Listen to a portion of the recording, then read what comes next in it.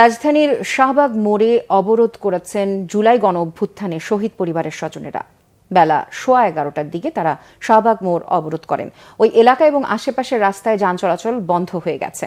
দর্শক, শাহবাগে এই মুহূর্তে আছেন আমাদের সহকর্মী মোবাশ্বের আহমেদ। সরাসরি যুক্ত হচ্ছি তার সাথে। মোবাশ্বের, নিশ্চয়ই শুনতে পাচ্ছেন। শহীদের পরিবার স্বজনদের সাথে কি কথা হয়েছে কিনা, কি বলছেন তারা, এবং বর্তমানে সেখানকার পরিস্থিতি কি আমাদের জানাবেন বিস্তারিত।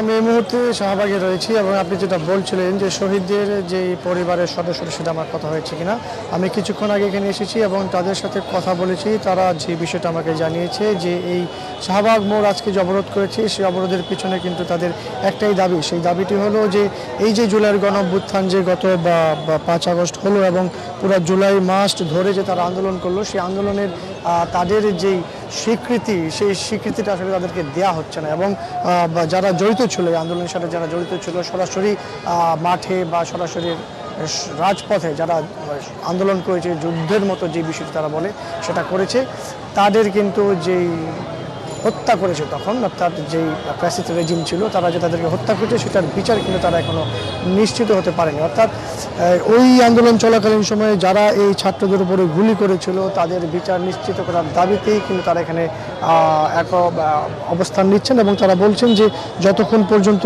এই শাস্তিটি নিশ্চিত করা না হবে ততক্ষণ পর্যন্ত কিন্তু তারা এখানে অবস্থান করবেন।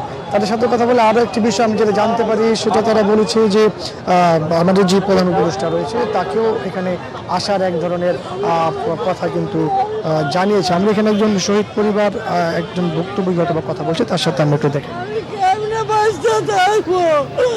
আল্লাহ, ফিরিস্তার মতন একজন আমার আইনা আমার সহযোগিতার মতন দেখা দেখ।